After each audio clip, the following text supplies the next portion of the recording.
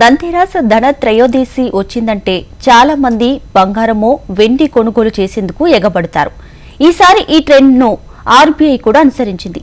బంగారాన్ని స్వదేశానికి తీసుకొచ్చినట్లు కీలక ప్రకటన చేసింది. ఈ ఏడాది ఇప్పటికే 100 టన్నుల బంగారాన్ని లండన్ నుంచి భారత్ కు తరలించింది. ఈసారి 102 టన్నులను తీసుకొస్తున్నట్లు రిజర్వ్ బ్యాంక్ తెలిపింది. అయితే 102 టన్నుల బంగారం అంటే మంచి వయసున్న 20 ఏనుగులంత బరువు అన్నమాట. అంత బంగారాన్ని ఎక్కడి నుంచి తీసుకొస్తారు, ఎలాంటి ఏర్పాట్లు చేస్తారు, ఎందుకు భారత్ బంగారాన్ని స్వదేశానికి తీసుకొస్తుంది, ప్రపంచంలోని ఏ దేశం వద్ద ఎక్కువ గోల్డ్ ఉంది, ఇలాంటి వివరాలను తెలుసుకోవడానికి ఈ స్టోరీని తప్పక చూడాలి. ధన్తెరస్ కు రిజర్వ్ బ్యాంక్ ఏం చేసింది? మళ్లీ 102 టన్నుల గోల్డ్ను ఆర్బీఐ తరలించిందా? ప్రపంచంలోనే ఎవరి వద్ద గోల్డ్ ఎక్కువగా ఉంది? ఏటా దీపావళికి ముందు వచ్చే ధన త్రయోదశితో పండుగ ప్రారంభమవుతుంది. ఈ ధన త్రయోదశినే ధన్తెరస్ అంటారు. ఈ పవిత్రమైన రోజున బంగారం, వెండి తదితర విలువైన వస్తువులను కొనుగోలు చేస్తారు. ఈ రోజు ఏదైనా వస్తువు కొన్నా, ఏ శుభకార్యం చేసినా దాంతో జీవితంలో రెట్టింపు లాభాలు వస్తాయని చాలా మంది నమ్ముతారు. అందుకే బంగారం కొనేందుకు ప్రజలు ఎగబడతారు. ఈసారి reserve bank of India RBI కూడా ధన్తెరస్ క్రేజ్ ని సెలబ్రేట్ చేసుకుంది. తాజాగా ఆర్బీఐ కీలకమైన అంశాన్ని వెల్లడించింది. ఆర్బీఐ 102 టన్నుల బంగారాన్ని లండన్ నుంచి భారత్ కు రహస్యంగా తరలించింది. అయితే బంగారాన్ని ఆర్బీఐ కొనుగోలు చేయలేదు. అది ఆర్బీఐకి చెందిన బంగారమే. ఆ బంగారాన్ని లండన్లో దాచిపెట్టింది.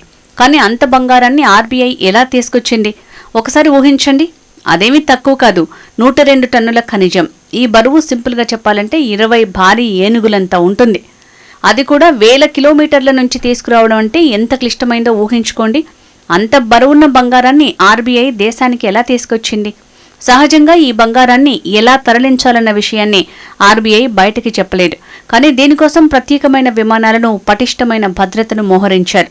ఎప్పుడైతే భారతదేశంలో పన్నులు, కస్టమ్ అడ్డంకులు తొలగిపోయిన తర్వాత బంగారాన్ని తీసుకొచ్చారు. ఓవరాల్ గా మిషన్ విజయవంతమైంది. భారతీయ రిజర్వ్ బ్యాంకుకు ముంబై, నాగ్పూర్ ఖజానాలున్నాయి. ఈ 102 టన్నుల బంగారాన్ని ఈ 2 నగరాల్లోనే నిల్వ చేసే అవకాశం ఉంది. అయితే ఎందుకు ఇప్పుడే ఆర్బీఐ ఆ బంగారాన్ని స్వదేశానికి తరలించింది? దీని గురించి తెలుసుకోవాలంటే మనం 1990లోకి వెళ్లాల్సిందే. అప్పట్లో భారత్ వద్ద విదేశీ మారక నిధుల నిల్వలు పడిపోయాయి. దీంతో వస్తువులను దిగుమతి చేసుకోవడం కష్టమైపోయింది. సాధారణంగా మనకు కష్టం వస్తే ఏం చేస్తాం? మన వద్ద ఉన్న బంగారాన్నో, వెండినో తాకట్టు పెడతాం. అలాగే అప్పటి భారత ప్రభుత్వం తమ వద్ద ఉన్న బంగారాన్ని తాకట్టు పెట్టాలని నిర్ణయించింది. మనం మాట్లాడుకుంటున్నది వేల కోట్ల డాలర్ల రుణాల గురించి. అంత డబ్బును దేశీయ మార్కెట్ల నుంచి పొందటం అసాధ్యం. అందుకు న్యూయార్క్, లండన్ వంటి అంతర్జాతీయ కేంద్రాలు అవసరం. దీంతో ఆర్బీఐ టన్నుల కొద్దీ ఉన్న బంగారాన్ని బ్యాంక్ ఆఫ్ లండన్ కు పంపింది. ఆ బంగారాన్ని పెట్టుకుని బదులుగా రుణాలను ఇవ్వాలని కోరింది. ఆ తర్వాత రుణాలను భారత ప్రభుత్వం తిరిగి చెల్లించింది. కానీ భారత బంగారం మాత్రం బ్యాంక్ ఆఫ్ లండన్ లోనే ఉండిపోయింది. రవాణా పరంగా చూస్తే అక్కడ ఉంచటం సరైన నిర్ణయమే. ఈ గోల్డ్ అంతా లండన్ బులియన్ మార్కెట్ అందుబాటులో ఢిల్లీలో ఉంచింది. ఒకవేళ అవసరమైతే మళ్లీ బంగారాన్ని తాకట్టు పెట్టొచ్చు. మరి అలాంటప్పుడు ఎందుకు వెనక్కి తీసుకొచ్చారు? భారత్ 102 టన్నుల బంగారాన్ని వెనక్కి తీసుకురావడానికి 2 కారణాలున్నాయి. మొదటిది, ప్రస్తుతం భారత్ వద్ద విదేశీ మారక నిల్వలు భారీగానే ఉన్నాయి. ప్రస్తుతం భారత్ వద్ద 68,800 కోట్ల డాలర్ల నిల్వలున్నాయి. ఈ నిధులు 11 నెలలకు సరిపడా దిగుమతులకు సరిపోతాయి. 1990లో పరిస్థితులు భారత్లో మళ్లీ పునరావృతమయ్యే అవకాశాలు లేవు. ఇక రెండో కారణం భౌగోళిక రాజకీయాలు. బ్రిటన్తో భారత్కు సత్సంబంధాలే ఉన్నాయి. కానీ భౌగోళిక రాజకీయ సమీకరణలు ఎప్పుడూ మారుతూనే ఉంటాయి. పెద్ద మొత్తంలో మన దేశానికి చెందిన గోల్డ్ బ్రిటన్ గడ్డపై ఉంది. ఒకవేళ ఆ దేశం బంగారాన్ని స్తంభింపజేయాలని నిర్ణయిస్తే పరిస్థితి ఏంటి? ప్రస్తుతం రష్యా అలా పెట్టిన నగదు, బంగారాన్ని ఇప్పుడు పశ్చిమ దేశాలు బ్లాక్ చేస్తాయి. ప్రస్తుతం రష్యా వద్ద 60,000 కోట్ల డాలర్ల బంగారం, నగదు, ఆస్తులు ఉన్నాయి. ఇందులో 30,000 కోట్ల డాలర్లకు పైగా పశ్చిమ దేశాల బ్యాంకుల్లో ఉన్నాయి. ఆ నిధులను పశ్చిమ దేశాలు బ్లాక్ చేశాయి. దీని అర్థం ఏంటంటే రష్యా సొంత నిధులనే వినియోగించకుండా పశ్చిమ దేశాలు అడ్డుకున్నాయి. అంతేకాదు రష్యా ఆస్తుల మీద వచ్చే వడ్డీలను ఉక్రెయిన్ పరిహారంగా ఇవ్వాలని నిర్ణయించాయి. ప్రస్తుతం భారత్, బ్రిటన్ మధ్య సత్సంబంధాలే ఉన్నాయి. రష్యా లాంటి పరిస్థితి రాదు. ప్రత్యేకించి ఆర్థిక వ్యవస్థ ఇబ్బందుల్లో ఉన్నప్పుడు ఎవరి ఆస్తులు వారి వద్ద ఉండటమే ఉత్తమం. ఇప్పుడు ఆర్బీఐ కూడా అలానే ఆలోచిస్తోంది. ఆర్బీఐ వద్ద 855 టన్నుల బంగారం ఉంది. అందులో ప్రస్తుతం 510 టన్నుల బంగారం మాత్రమే దేశంలో ఉంది. అంటే ఆర్బీఐ బంగారంలో సగానికి పైగా భారత్లోనే ఉంది. ఈ ఏడాది మేలోనూ రిజర్వ్ బ్యాంక్ ఇలాంటి ఆపరేషన్ ని చేపట్టింది. అప్పట్లో 100 టన్నుల బంగారాన్ని లండన్ నుంచి ఆర్బీఐ తీసుకొచ్చింది. ఇప్పుడు మరో 102 టన్నుల బంగారాన్ని స్వదేశానికి ఆర్బీఐ తరలించింది.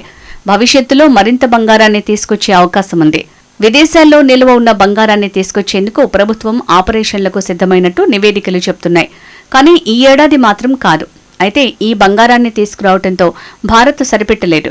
నిల్వల్ని పెంచుకునే ప్రయత్నం కూడా చేస్తోంది. ఏప్రిల్, సెప్టెంబర్ మధ్యకాలంలో 32 టన్నుల బంగారాన్ని ఆర్బీఐ కొనుగోలు చేసింది. మార్చి నాటికి భారత్లో బంగారు నిల్వలు 8.15% చేరుకున్నాయి. సెప్టెంబర్ నాటికి ఆ నిల్వలు కాస్త 9.32% చేరుకున్నాయి. స్పష్టంగా చెప్పాలంటే రిజర్వ్ బ్యాంక్ భారీగా బంగారాన్ని కొనుగోలు చేసేందుకు మొగ్గు చూపుతోంది. అసలు ఎందుకు ఆర్బీఐ బంగారాన్ని కొనుగోలు చేస్తోంది?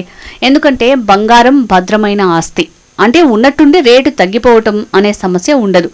ఒక రకంగా చెప్పాలంటే బంగారం ఉందంటే మన చేతిలో డబ్బున్నట్టే. అంతేకాదు బంగారం నిల్వల్ని వైవిధ్యపరచగలవు. ఇటీవల కాలంలో చాలా మందికి ఈ విషయం అర్థమయ్యే ఉంటుంది. యుద్ధాలు జరిగినా, విపత్తులొచ్చినా బంగారం ధరలు మాత్రం స్థిరంగానే ఉంటాయి, లేదంటే పెరుగుతాయి. కరెన్సీ చమురుతో పోలిస్తే బంగారం చాలా భిన్నమైంది. అందుకే ఎక్కువ దేశాలు బంగారాన్ని కొనుగోలు చేసేందుకు ఆసక్తి చూపుతాయి. సింపుల్ గా చెప్పాలంటే సెంట్రల్ బ్యాంకులకు బంగారం నిల్వలు మంచి బలమన్నమాట. వాస్తవానికి ఇప్పటి వరకు తవ్విన మొత్తం బంగారంలో 20% సెంట్రల్ బ్యాంకుల్లోనే ఉంది.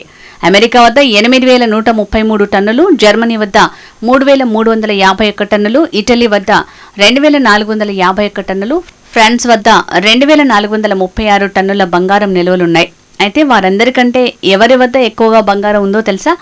భారతీయ కుటుంబాల వద్ద మొత్తం 27,000 టన్నుల బంగారం ఉంది. మీరు విన్నది నిజమే. ఆయా దేశాల్లోని బంగారంలో ప్రభుత్వాల వద్దే 70% బంగారం ఉంటుంది. అభివృద్ధి చెందుతున్న దేశాలతో పోలిస్తే ఇది చాలా ఎక్కువ. భారత ప్రభుత్వం వద్ద ఉన్న బంగారం కేవలం 9%. చైనా వద్ద ఉన్నది కేవలం 5%. సో ఇప్పుడు బంగారంపై అన్ని దేశాలు దృష్టి సారిస్తున్నాయి. ఇప్పుడు భారత్ తిరోగమనాన్ని జరుపుకుంటోంది. 1990లో విదేశాల్లో బంగారాన్ని తాకట్టు పెట్టడం నుంచి ఇప్పుడు సగర్వంగా స్వదేశానికి తీసుకొచ్చింది. ఇది భారతదేశ ఆర్థిక సామర్థ్యానికి, ఎదుగుదలకు సంబంధించిన కథ. ఇటీవల కాలంలో భారత్ ఆర్థికంగా భారీగా పుంజుకుంటోంది. ప్రపంచంలో అతిపెద్ద ఆర్థిక వ్యవస్థలో 5వ స్థానానికి భారత్ చేరుకుంది. మరో 10 ఏళ్లలో భారత్ 3వ స్థానానికి చేరుకోబోతున్నట్టు అంచనాలు వెలువడుతున్నాయి. ఈ నేపథ్యంలో భారత్ మరింత గోల్డ్ కొనే అవకాశం ఉంది. ఆర్బీఐ బంగారం నిల్వల్ని పెంచుకునే దిశగానే అడుగులు వేస్తోంది. సగటు భారతీయులు కూడా అదే విధంగా ఆలోచిస్తున్నారు. ఇప్పుడు బంగారం ధర 80,000 రూపాయల మార్కు దాటినా దానికి మాత్రం క్రేజ్ తగ్గకపోవటం విశేషం.